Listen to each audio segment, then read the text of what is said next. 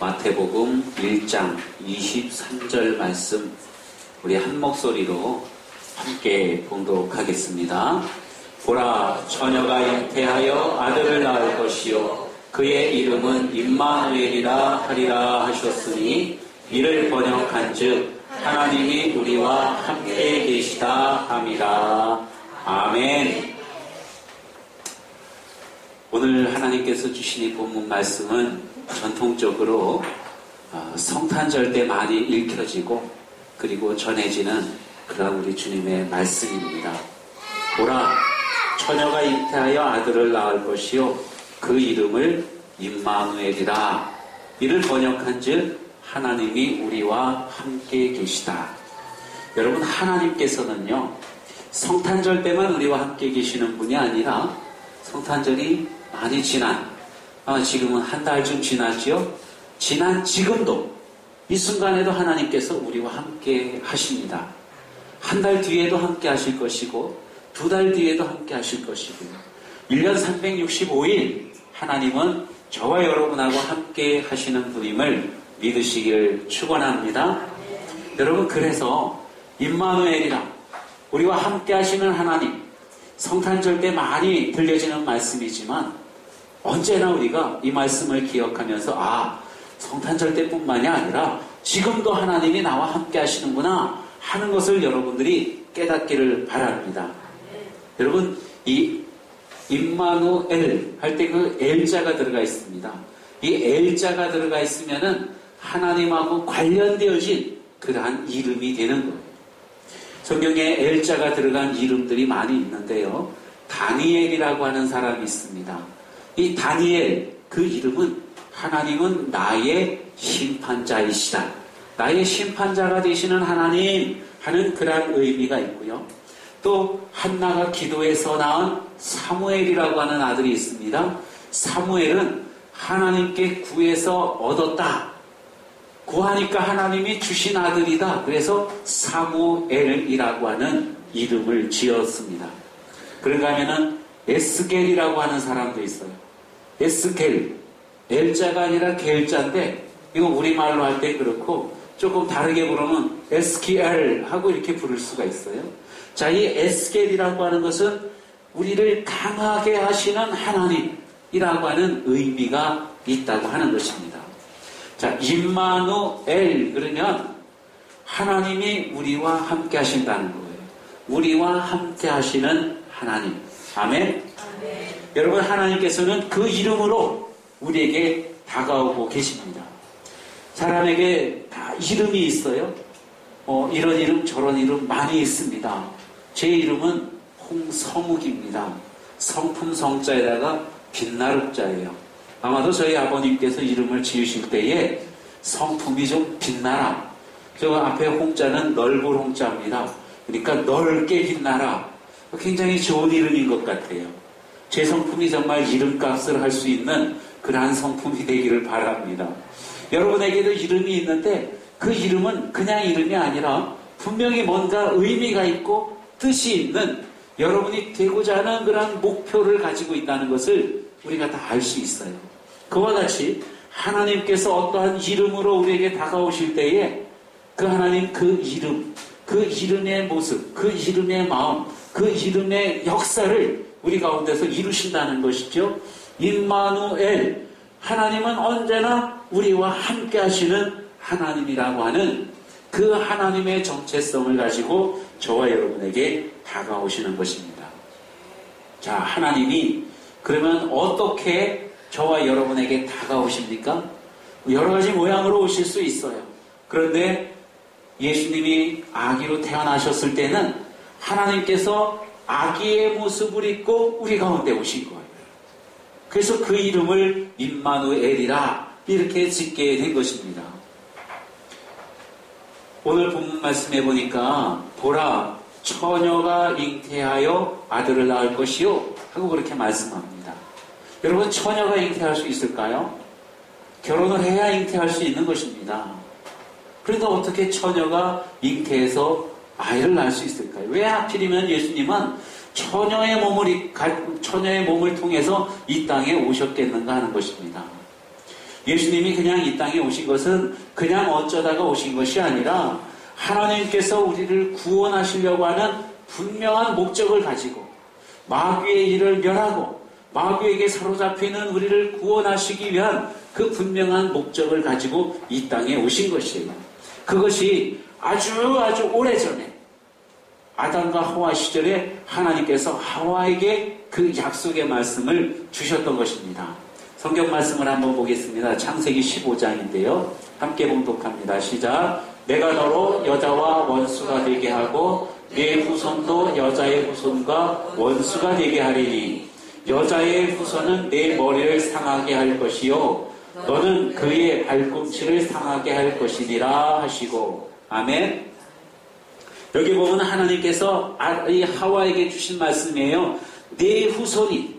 이 후손이라고 하는 말을 우리 성경에 후손이지만 영어 성경이나 다른 곳에 보면은 씨라고 그렇게 표현을 합니다. seed, 씨앗 있지 않습니까? 그러니까 하와에게 내 씨가 너를 통해 너의 그 여자의 씨를 통해서 나는 그가 사단의 일을 멸한다고 하나님께서 약속의 말씀을 주고 계시는 것입니다. 그러면 여러분 어떤 사람들이 그래요. 하나님께서 나에게 왜 이런 고통을 주십니까?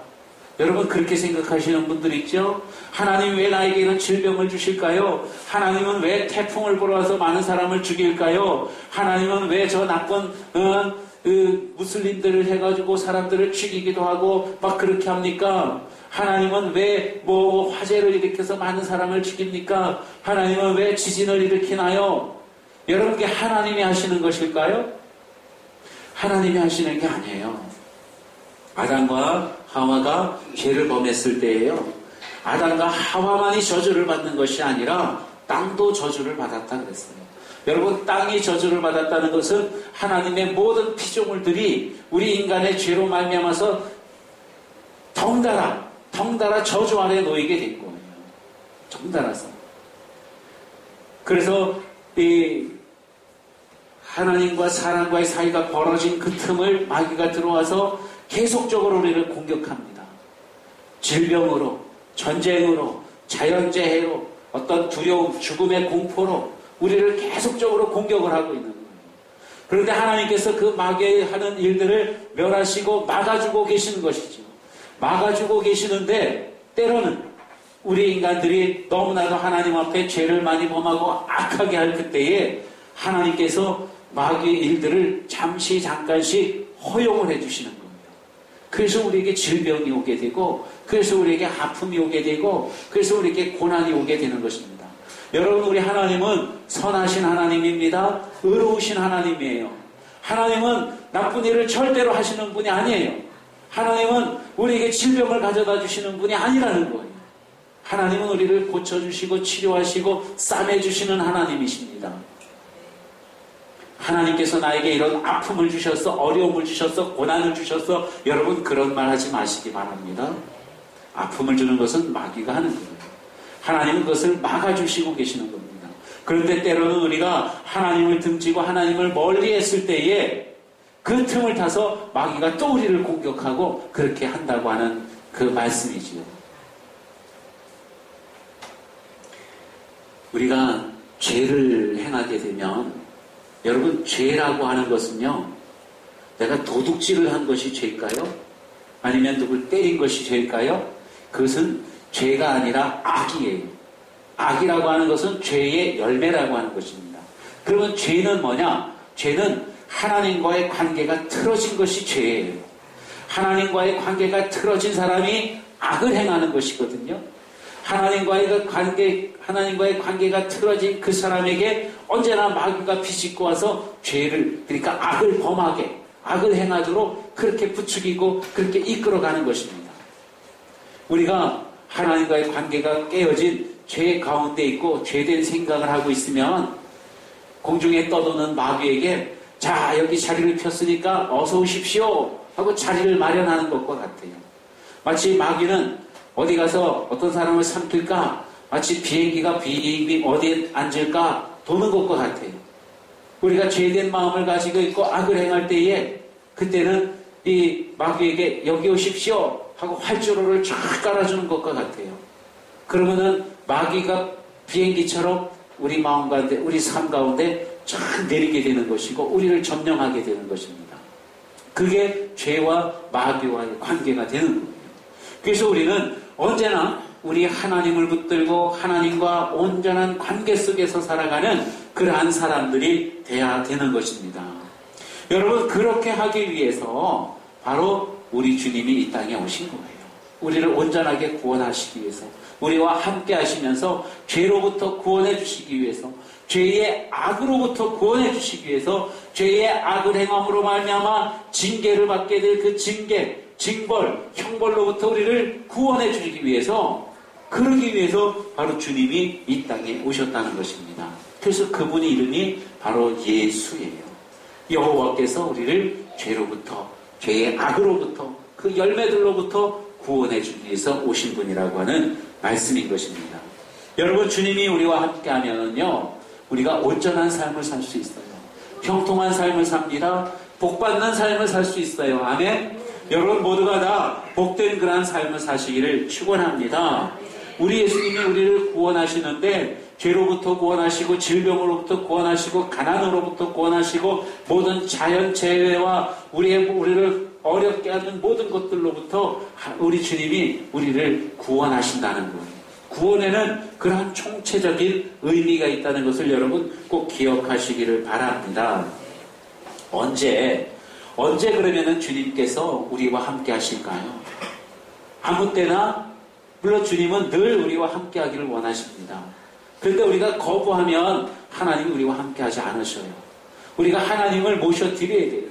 하나님 오세요. 나와 함께 해주세요. 나를 주장해 주세요. 하나님께 자리를 열어드려야, 그래야 하나님께서 우리에게 오신다고 하는 말씀입니다. 예수님이 2000년 전에 아기의 몸을 입고 이 땅에 오셨지만, 그리고 많은 기적들을 행하셨지만, 우리 죄를 사하기 위해서 십자가 달려 죽으셨지만, 그 예수님을 영접하지 않으면 그 주님이 우리에게 오시지 않는다는 거예요. 영접하는 게 정말로 중요합니다. 야곱에게는 12명의 아들이 있었는데 그 중에 가장 사랑하는 아들이 11번째 아들인 요셉이었습니다.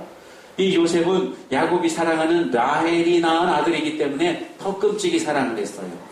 이 요셉에게는 늘 색동옷을 입혔습니다. 맛있는 것도 주고 품에 안고 이런 얘기 저런 얘기 좋은 얘기들도 많이 들려줬어요. 이 요셉은 아버지를 통해서 아마 하나님에 관한 말들을 많이 들었겠지요. 그리고 어느 날 꿈을 꿨습니다. 하나님이 주시는 꿈을 꿨어요. 야, 하나님께서 나에게 이런 꿈을 주셨구나. 정말로 그 꿈이 귀하게 여겨졌습니다. 그런데 이 요셉이 그러한 꿈을 꾸고 아버지 사랑을 받고 색동옷을 입고 좋은 그러한 분위기 속에서 살 그때에 하나님이 그와 함께 하셨다는 말씀이 없습니다. 그런데 이 요셉이 형들에게 미움을 받았어요. 그래가지고 구덩이에 빠뜨려졌다가 옷을 다 벗기고 그 다음에 저 미디안 노예 장사꾼들한테 요셉을 팔아버렸습니다. 미디안 사람들이 요셉을 끌고 애굽에 갔어요. 애굽 시장에 가서 노예로 팔아버리는 거예요. 여러분, 이 옛날에 노예로 팔면 그 노예를 어떤 상태로 팔까요? 야, 우리 노예가 비싼 값을 받아야 되니까 좋은 옷을 잘 입혀주고 금장식도 해주고 은장식도 해주고 멋있게 잘 꾸며갖고 노예로 팔아야지, 그럴까요? 그게 아니었어요. 노예로 팔 때는 온몸에 옷을 다 홀딱 벗깁니다. 완전히 알몸이에요. 그래놓고는 이 시장에 내놓는 거예요. 왜 그럴까요? 사러 온 사람이 얘가 건강한가 아닌가, 어디 흠난 데는 없나, 발가락이 삐뚤어지진 않았나, 이러한 모든 것들을 다 살펴봐야 되기 때문에 홀딱 벗긴 상태로, 그리고 이 노예를 팔아버리는 겁니다. 자, 요셉은 그런 노예가 되었어요. 실오라기 하나 걸치지 않은 그런 알몸의 상태로 노예가 되어서 팔려지게 된 것입니다. 아무것도 없는 거예요. 자기를 사랑해주는 아버지도 지금 없습니다. 색동옷도 없는 거예요. 맛있는 음식도 없습니다. 아무것도 없는 그러한 상태. 근데 이렇게 요셉이 아무것도 없는 상태에서 노예로 팔려갈 그때에 누가 함께합니까?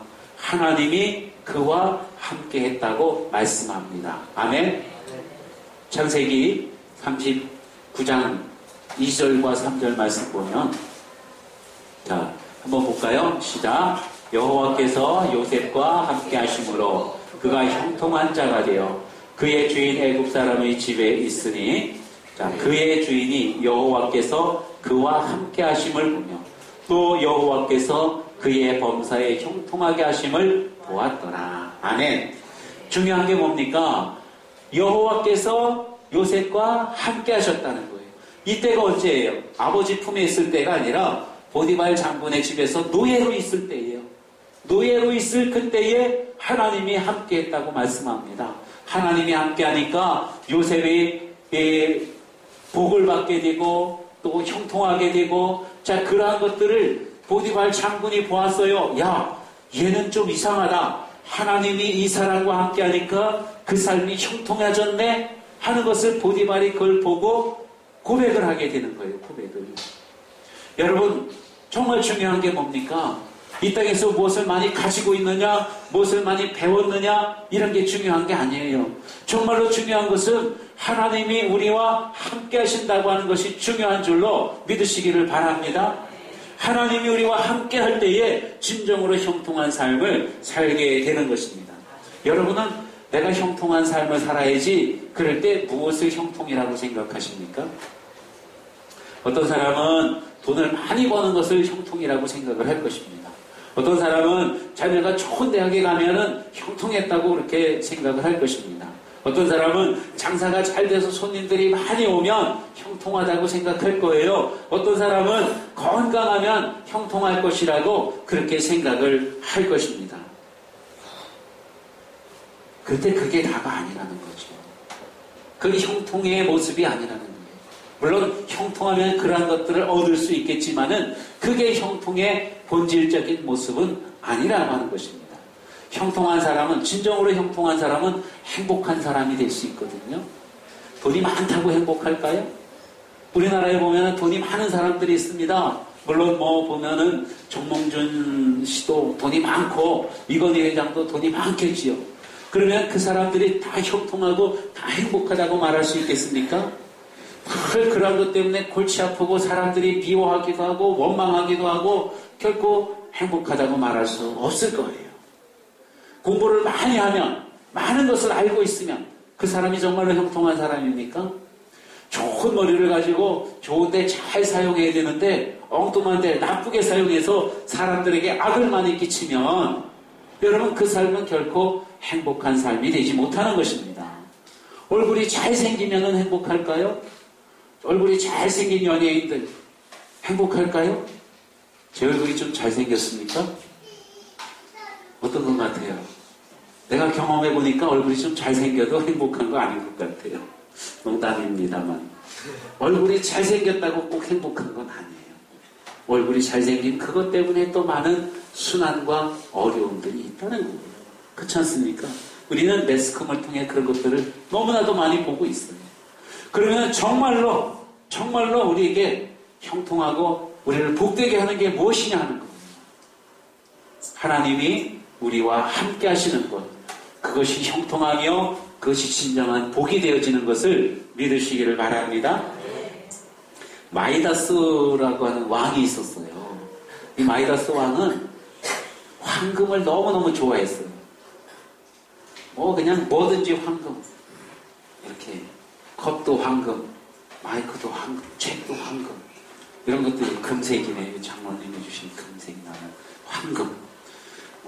요즘 보니까 이 핸드폰 케이스도 금으로 만들어진 게 있어서 엄청 비싸요. 금. 제 성경에도 이렇게 금박이 있습니다. 금. 마이다스 왕은 이 금을 좋아했어요. 그래갖고 어느 날 기도했어요. 하나님한테 기도한 건 아닌 것 같아요. 내가 만지는 것마다 다 금이 되게 해주세요. 그랬더니 요정이 딱 나타나갖고 그렇게 하세요 그랬어요. 이 마이다스 왕은 이제 만지는 것마다 금이 되어지는 거예요. 마이크를 만지면 마이크가 금이 되어지고, 강대상을 만지면 강대상이 금이 되어지고, 옷을 만지면 옷이 금이 되어지는 거예요. 너무너무 좋았어요. 궁궐을 다니면서 다 금으로 만들었습니다. 다 금이다. 너무너무 좋다. 그때에 사랑하는 딸이 아바마마 그러면서 저기서 종종걸음을 치고 옵니다. 사랑하는 우리 딸, 우리 공주 덥석 안았는데 사랑하는 딸도 어떻게 됐어요? 금으로 변해버린 거예요. 작년에 아주 그 히트를 친 영화 있습니다. 겨울왕국이라고 하는 그 영화에 보면은 엘사 공주는 손으로 만지는 것마다 뭐가 돼요? 얼음이 되는 거예요. 이게 너무 괴로웠어요. 그래서 늘 장갑을 끼고 있다가 만지니까 자꾸 금이 되어지고 그래갖고 궁궐을 떠나면서 레디코 레디코 하면서 막 이렇게 궁궐도 얼음으로 만들고 막 그러지 않습니까? 그런 것처럼 이 마이다스 왕이 만지는 것마다 다 금으로 만들었어요. 딸까지 금으로 만들었어요. 딸이 금이 되니까 말도 할 수 없고 죽은 거예요. 얼마나 마음이 아프겠어요. 얼마나 괴로웠겠습니까? 황금이 많다고 물질이 많다고 행복한 게 아니라는 거예요. 오직 우리 하나님이 함께 하실 때에 진정한 형통함이 거기에 있고 진정한 복이 거기에 있다는 것을 우리 주님이 말씀하고 있는 것입니다. 우리는 지금 육체로는 너무나도 연약한 가운데 있어요. 우리 교회도 우리 영집사님이 막 이렇게 기도하면서 우리 교회가 사람이 너무 적고요. 여러분 그래도요. 저는 우리 교회가 너무 좋습니다. 적은 인원이지만 여러분들 볼 때마다 너무너무 행복해요. 왜냐하면 이 가운데 하나님이 계시기 때문에 그렇습니다. 교회에 크고 작은 게 중요한 게 아니라 거기에 하나님이 계시냐 안 계시냐 그게 정말로 중요하다는 거예요. 우리 비록 적은 인원이지만은 이 가운데 하나님께서 함께 계시고 하나님께서 역사하신다고 하면은요 그 어떤 큰 교회보다도 더 뛰어나고 더 좋은 교회라는 거예요. 더 행복한 교회가 된다는 것이지요. 그러니까 여러분 우리 교회에서 신앙생활하면서 하나님이 우리와 함께 하신 것을 느끼면서 더 행복한 그런 신앙생활 하시기를 축원합니다. 우리가 막 뛰어나고 뭔가를 잘하고 뭐가 훌륭하고 그래야만 하나님이 우리와 함께 하시는 게 아니라는 거예요. 우리가 연약해도 우리가 많이 모자라도 정말 우리가 아무것도 없어도 요셉처럼 알몸에 노예가 되어져 있어도 그래도 하나님이 우리와 함께 하신다고 말씀하고 있는 것입니다. 베드로가 예수님을 처음 만났습니다. 예수님께서 베드로의 고깃배에 올라타셨어요. 그 전날 베드로는 밤새도록 고기잡이를 했지만은 한 마리도 잡지를 못했어요. 허탈하고 배고픈 그런 아주 쓸쓸한 아침에 그물을 싣고 있었는데 예수님이 배에 타시고는 깊은 데 가서 그물을 던지시오 그랬거든요. 베드로가 내가 밤이 새도록 그물을 던졌으나 한 마리도 잡지 못했습니다. 그러나 말씀을 의지해서 내가 깊은 데 가서 그물을 던지겠습니다. 그물을 던졌어요. 던졌더니만은 고기가 걸렸는데 얼마나 많이 걸렸는지 그 그물을 끌어올릴 수가 없는 거예요. 끌어올릴 수가 없어요. 자기 동료들을 불렀습니다. 동료 배가 왔어요. 함께 끌어올렸더니만 배가 가라앉을 만큼 그렇게 물고기가 많이 잡힌 거예요. 그때는 베드로가 아니었어요. 그때는 이름이 시몬이었습니다. 시몬이 예수님께 이렇게 말합니다. 주여 나를 떠나십시오. 나는 죄인입니다. 하고는 고백을 해요. 나는 주님께 쓰임받을 만한 사람이 되지 못합니다. 주님이 내 배에 있다는 것 나는 감당할 수가 없습니다. 왜? 나는 죄인이니까요. 나는 아무것도 없으니까요. 나는 배우지도 못했으니까요. 나는 가난한 사람이니까요. 그러니까 나를 떠나세요. 하고 말씀을 드렸더니 예수님께서 뭐라고 말씀하셔요? 무서워하지 말아라 하고 말씀하십니다. 성경 한번 볼게요.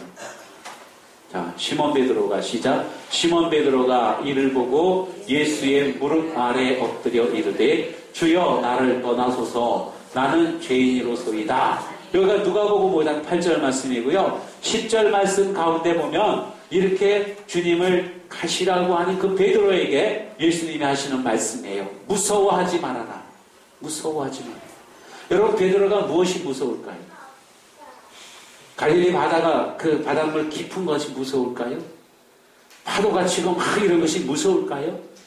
무엇이 무서웠을까요? 나는 아무것도 아닌데 나는 아무것도 없는데 주님이 나에게 오신다는 그것이 얼마나 무섭겠어요? 두렵겠어요? 여러분은 그렇지 않겠습니까? 정말로 정상적인 사람이라고 한다면 하나님께서 나에게 오신다? 그럼 두려워서 어쩔 줄 모를 거예요. 그렇지 않습니까? 하나님께서 시내산에서 모세를 통해 십계명을 주실 때 그 시내산 꼭대기에 검은 구름이 있고 불꽃이 화염이 막 오르고 막 그랬어요. 자, 그러니까 이 밑에 있던 백성들은 그 모습을 보고 두려워가지고 발발발발 떨었다는 거예요. 모세가 시내산에서 내려올 때 하나님을 배웠고 내려오니까 얼굴에서 광채가 납니다. 그러니까 이스라엘 백성들이 모세의 얼굴에 나는 그 광채만 보고도 무서워서 벌벌 떨었다는 거예요. 그런데 예수님이 시몬에게 무서워하지 말아라 하고 말씀하고 계시는 거예요. 여러분, 시내산에서의 하나님은 두려움을 주시는 그 하나님이셨어요. 예, 막 번개가 치고 검은 구름이 막 올라가고 홍해 바다를 쫙 가르고 그런 그 하나님, 위험이 있으신 하나님. 그런데 그 하나님이 아기의 몸을 입고 이 땅에 오실 때에, 예수 그리스도를 통해서 이 땅에 오실 때 그 하나님은요, 우리를 불쌍히 여기시고 우리를 구원하시는 하나님, 우리를 낮은 데서 올려주시는 하나님, 그 하나님으로 우리에게 오시는 거예요. 그래서 하나님이 우리에게 오신다 할 때 여러분 두려워하지 말라 주님께서 말씀하고 계시는 것입니다. 베드로가 사도가 되었을 때 예수님이 오신 게 아니에요. 예수님 오시는 것을 준비하기 위해 공부를 많이 했을 때 오신 게 아니고, 내가 예수님 따라다니면서 예수님 선교하는데 그 뒷바라지 해야지, 돈을 많이 벌어야지, 돈을 많이 벌어놓고 예수님을 기다렸을 때에 그때 예수님 오신 게 아니라는 거예요. 밤새도록 그물을 던졌지만 한 마리도 잡지 못한 텅텅 빈 그 배에 주님이 오셔서 만선의 축복을 허락해 주셨다고 하는 말씀입니다. 여러분, 언제나 우리 주님을 사모하고 주님이 내 삶 가운데 들어오는 것을 바라는, 원하는, 소원하는 저와 여러분이 되시기를 축원합니다. 하나님이 나와 함께 계시면 아유, 난 하나님 너무 부끄러워서 안 돼요. 하나님 내 마음대로 살지 못해서 안 돼요. 그러면 안 돼요. 내가 내 마음대로 사는 것보다 하나님이 나와 함께 계시면서 하나님 마음대로 내가 사는 것이 훨씬 더 복되고 훨씬 더 재밌고 훨씬 더 즐겁고 신나는 줄로 믿으시기를 축원합니다. 이 요셉이 정말로 형통한 사람이 된 것은 그가 똑똑해서가 아니라 하나님이 함께 했기 때문에 그가 형통한 사람이 된 거예요. 요셉 이전에 요셉의 아버지의 아버지, 그러니까 요셉의 할아버지가 되겠죠. 이삭이 있어요. 여러분, 이삭도 그랄 땅 블레셋 지역에 거기서 거주했는데 이방인이었죠, 거기서. 그런데 하나님이 이삭과 함께 하니까 그가 복을 얻고 형통한 사람이 되고 거부가 되었다고 주님께서 말씀하고 있습니다. 하나님께서 함께하는 그 인생이야말로 여러분 가장 복되고 가장 좋은 인생인 줄로 믿으시기를 바랍니다. 우리가 하나님을 우리의 삶 가운데 모셔 드려야 돼요. 그래서 나 혼자 막 길을 쓰고 애쓰고 이럴 게 아니라 늘 하나님과 동행하는 삶을 사시기 바랍니다. 작은 것 하나도 하나님에게 의논하고 하나님의 뜻대로 하는 저와 여러분 되시기를 바랍니다. 역대하 20장에 보면은 여호사밧이라고 하는 임금이 있습니다. 여호사밧은 여호와께서 심판하신다는 그 뜻을 가진 그러한 그 이름의 왕이에요. 이 여호사밧 임금은 하나님을 잘 섬기는 몇 안 되는 왕 중에 하나입니다. 그런데 하나님을 잘 섬겼지만은 그 나라, 그가 다스리는 그 유다 땅, 남쪽 이스라엘, 거기에 그 군사력을 많이 키우지는 못했어요. 군사력이 약했습니다. 그런데 그 이웃에 있는 모압과 마온, 이러한 나라들, 그러한 사람들이 띠를 씌워가지고 이제 이스라엘을 공격하는 거예요. 침략하기 위해서 진을 다 치고 있습니다. 자, 그때에 여호사밧 임금이 가만 보니까 저 사람들은 수십만 명 되는 거예요. 우리 군사는 불과 몇 명 되지 않습니다. 그들을 대적해서 싸울 능력이 전혀 안 되는 거예요. 여호사밧이 어떡합니까? 하나님 앞에 기도하는 거예요. 하나님, 저 대적들이 우리를 치려고 진을 치고 호시탐탐 노려보고 있습니다. 우리는 저들을 맞이할 만한, 저들과 맞서 싸울 만한 힘이 없습니다. 능력이 없습니다. 오직 우리는 누구만 바라봐야 돼요? 하나님만 바라봅니다. 따라해보세요. 하나님만 바라봅니다. 모든 일에 있어서 우리 하나님을 바라보는 저와 여러분 되시기를 축원합니다. 하나님만 바라봅니다 하고 하나님 앞에 기도했을 때에 하나님께서 선지자를 통해 여호사밧에게 기도의 응답을 주셨어요. 걱정하지 마. Don't worry. Be happy. 걱정하지 마. 왜? 그 싸움은 너희의 싸움이 아니라 누구의 싸움이에요? 하나님이 그 싸움은 내 싸움이니까 너희는 걱정하지 마. 하고는 말씀하십니다. 하나님의 그 응답이 있은 대로 여호사밧 임금이 사람들을 불러 모았어요. 싸움을 싸우게 하기 위해 불러 모은 게 아니라 거룩한 옷을 입히고 하나님께 감사하면서 하나님을 찬양했다는 거예요. 아직 싸우기 전입니다. 아직 대적들이 멸망하기 전이에요. 그런데 여호사밧은 하나님의 그 말씀을 믿고 하나님의 그 기도의 응답을 믿고 하나님께 감사와 찬송을 드렸다는 거예요. 성경에 보면은 거룩한 옷을 입었다 그렇게 말씀합니다. 여기 있나요? 한번 보세요. 대하 20장 21절. 네. 자, 한번 같이 읽어봅니다. 시작. 백성과 더불어 의논하고 노래하는 자들을 택하여 거룩한 예복을 입히고 군대 앞에서 행진하며 여호와를 찬송하며 이르기를 여호와께 감사하세 그의 인자하심이 영원하도다 하게 하였더니 사람들에게 노래하는 사람들에게 거룩한 옷을 입혔대요. 여러분 거룩한 옷이면 어떤 옷일까요? 잘 빠진 양복으로 의미할까요? 아니면 제사장의 옷으로 의미할까요? 하얀 옷으로 의미할까요? 거룩한 옷이 거룩한 예복이라고 하는 것은 그게 어떤 재질, 어떤 모양으로 만들어졌느냐 그게 중요한 게 아니에요. 하나님 앞에 감사하고 하나님 앞에 찬송하기 위한 그러한 옷을 입었다는 거예요. 여러분 거룩함이라는 게 뭐예요? 그전에는 우리가 거룩함 그러면 이렇게 생각을 했습니다. 목소리도 거룩하려면은 할렐루야 여러분 거룩합니까? 이거 홀리톤이라 그래갖고 예? 옛날 부흥사 목사님들이 막 할렐루야 그러면 야 저분 거룩하고 뭔가 영빨이 있으신가 보다 그리 생각했잖아요. 그게 거룩함일까요? 아니면 걸음 걷는 것도 거룩하겠다. 거룩해 보입니까? 어떤? 아니면 제가 이러면 안 거룩해 보입니까? 어떤 것 같아요? 여러분 거룩함이라고 하는 것은 그냥 외형적인 데 있는 것이 아니에요. 진정한 거룩함이라는 것은 바로 하나님께 감사하고 하나님께 찬송 드리는 것 이게 참된 거룩함인 줄로 믿으시기 바랍니다. 세상 바라보지 아니하고 오직 하나님을 바라보는 거예요.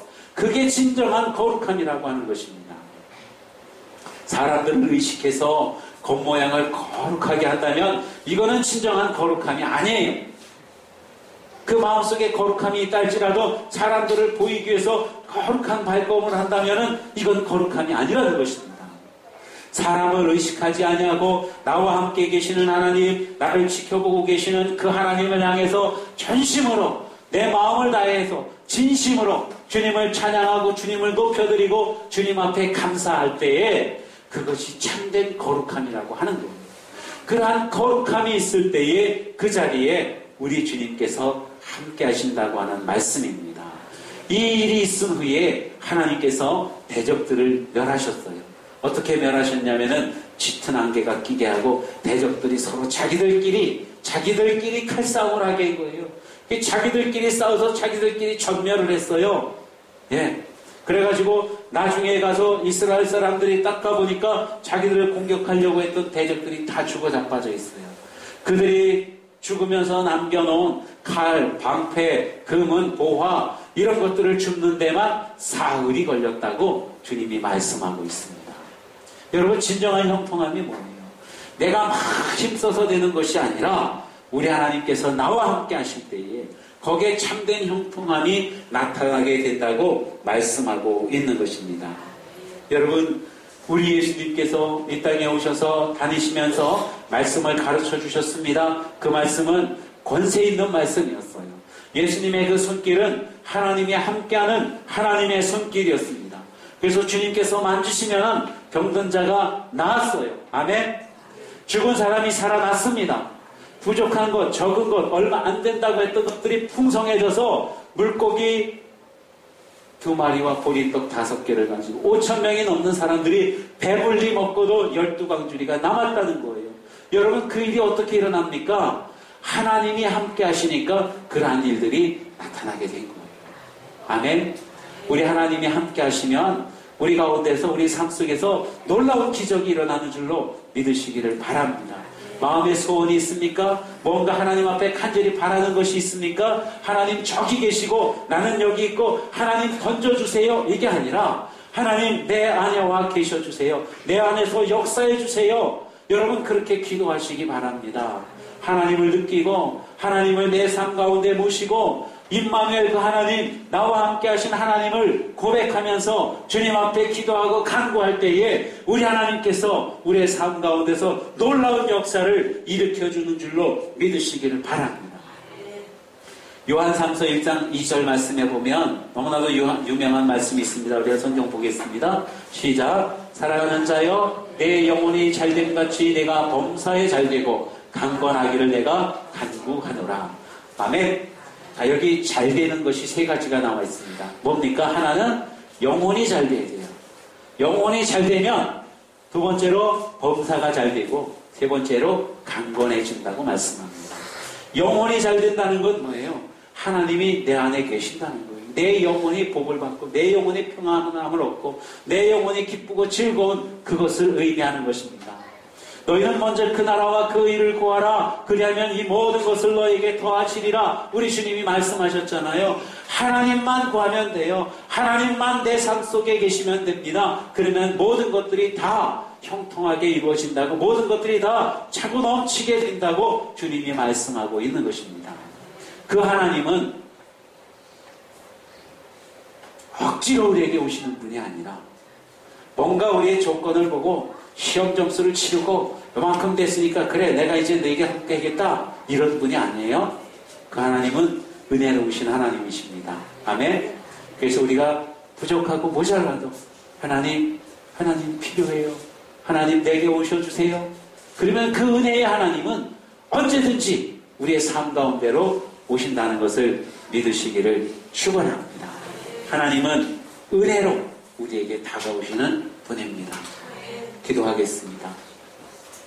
아버지 하나님, 하나님은 높은 곳에 계신 분이 아니라 멀리 계신 분이 아니라 저 바다 깊은 데 계시는 분이 아니라 저 우주 멀리 계시는 분이 아니라 바로 이 순간 지금 우리와 함께 계시고 내 안에 계시는 그 하나님이심을 너무나도 감사하고 아버지는 또 감사드립니다. 하나님 아버지 늘 주님을 바라보면서 아버지 하나님 나와 함께 계심을 바라보면서 생각하면서 느끼면서 고백하면서 주님 앞에 감사의 찬송을 드립니다. 주여 내 삶 속에 오셔 주시옵소서. 나를 주장하시고 내 삶을 온전히 주장하여 주시옵소서. 하나님의 뜻 가운데 살아가는 하나님의 사람들이 되게 하여 주시옵소서. 이 세상의 모든 것 다 잃어버린다 해도 하나님만 계시면 됩니다. 하나님만이 우리의 진정한 복이요 또 형통함인 줄로 믿습니다. 하나님만이 진정한 우리의 강건함이요 우리의 범사의 모든 것들이 잘 되는 것임을 믿습니다. 하나님 다 잃어버려도 다 떠나가도 오직 하나님 한 분만으로 우리는 만족할 수 있습니다. 감사합니다. 임마누엘 하나님 정말로 감사합니다. 예수님 이름으로 기도하옵나이다. 아멘.